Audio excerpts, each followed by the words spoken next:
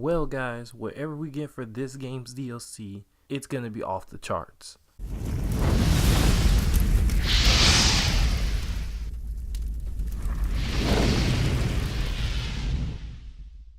What is up guys, this is Godzilla Suplex and welcome to today's video where we'll be counting down my top 5 ideas for Red Dead Redemption 2 single player DLC. But before you do that, please hit that subscribe button, also hit the notification bell so you can get a notification every time I do a video. And let's get into this guys, starting off with the number 5, a sequel to Undead Nightmare, which was critically praised upon release back in 2011 or late 2010 after the critically acclaimed RDR1 game. And many RDR1 fans that played the first one and its DLC have been clamoring for this to have this sort of mix up of new characters and a really vast wide open map that is way bigger than RDR1's map, and have that mixed with the old style zombies that we saw on RDR1.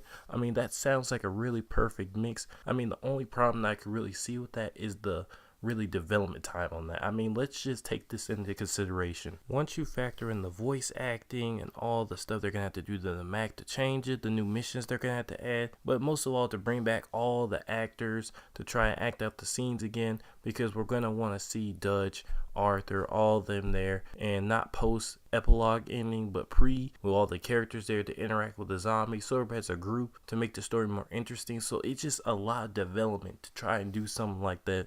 But would it be worth it? Of course it would be worth it. I mean, it would just have that different feel like it did with the first Undead Nightmare, only with more of the characters that we love.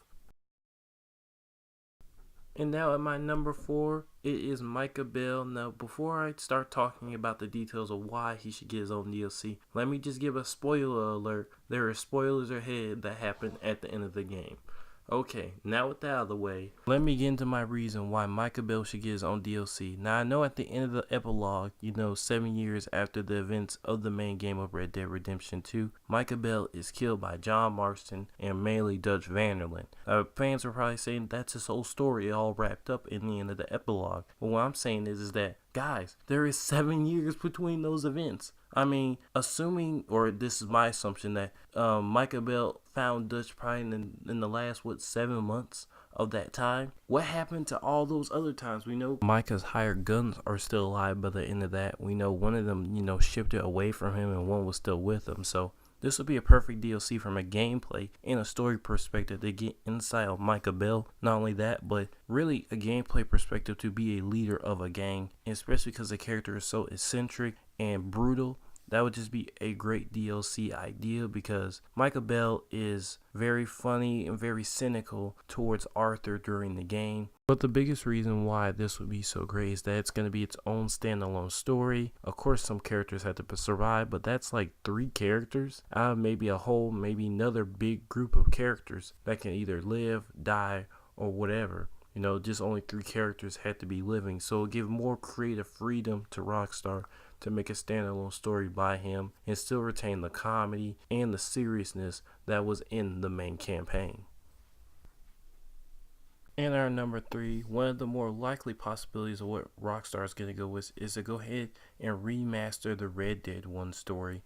Because, this is a prequel. As I will show you on the screen, the graphics from the last Red Dead game are not exactly great, or not really that many people will go back and play it after this game. So what do you do to kind of bring the story back and inform the newer fans of what actually happened on John Marston's journey? You remaster it and updated graphics. You have the same map, and in some ways you can expand the original game because you have all those new areas. I know this is a little bit of retconning here, but I think they're gonna mention Arthur's name actually in the redoing of this campaign, because I mean, some Red Dead 1 peers are not gonna like it, but I think this is just a pure redoing of the story of RDR1 to fit the tweaks that they did in RDR2, which RDR2 is a prequel and retelling the background of what happened right before 1. So I think they're gonna have to tweak some things. We might see some cameos come over, like Sadie Aller might be coming back, even though it never happened in the first game that came out in 2010, but they might add her in the remaster of it, or the redoing I should say, of RDR1. That would be great. I think either way the fans would kind of like it, because they know some of the story has changed, but most of it will stay the same, if not being improved on. And at my number 2, of course, it is a Sadie Adler DLC, one of the best characters in Red Dead Redemption 2, and flat out just the best new character was Sadie Adler. Her story arc from beginning to end was absolutely amazing as she assisted Arthur and what he was doing, and we got to get a little bit more insight on really how the damage done by her husband being killed really took a toll on her. And I think the reason why this DLC is so appealing is because at the end of RDR2, in the epilogue, we see Sadie Adler ride away and really never come back. Well, that's what's being said, she never come back. So really, where did she go? And if she did go somewhere, what would it be? And my theory is Mexico. Exactly the place where she would like to go hunt down different outlaws. It's probably less tame than 1907, United States. And it would just bring a whole lot of things to the game, because at that same time, they could release the Mexico DLC for Red Dead Online, because we know in RDR1 there was a Mexico in the map, but now in this game there is not.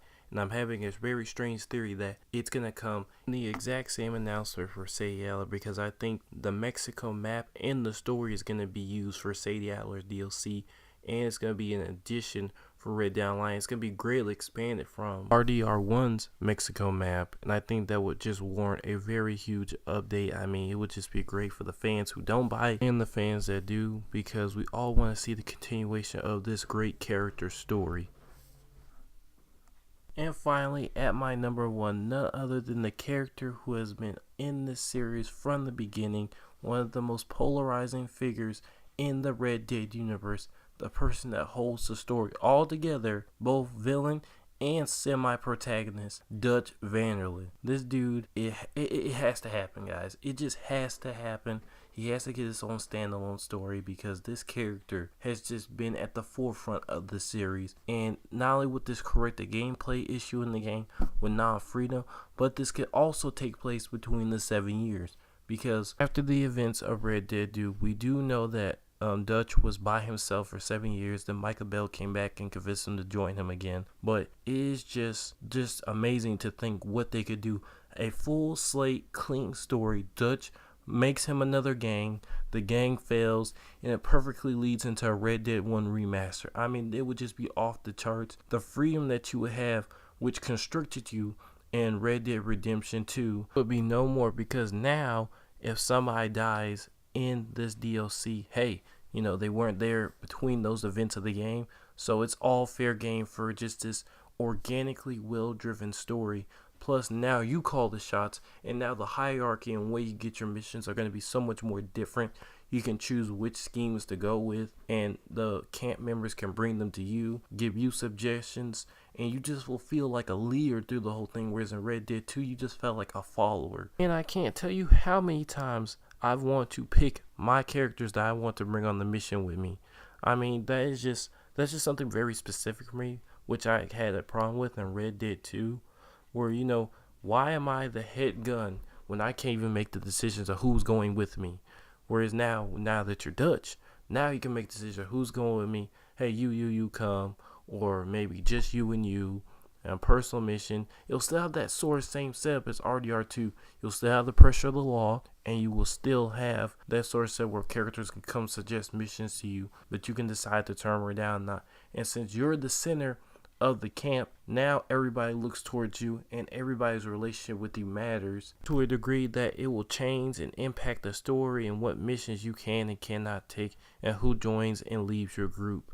So I mean, that would just be great from a gameplay perspective. I think if they did this, it would definitely be better from a gameplay perspective now, and maybe even a little bit be up there with the story, be a great DLC that can match the main campaigns of RDR1 and RDR2. But guys, give me your thoughts in the comments section. Which one of these 5 DLC ideas would you like to see? And most of all, hit that subscribe button, also the notification bell so you get a notification every time I make a video.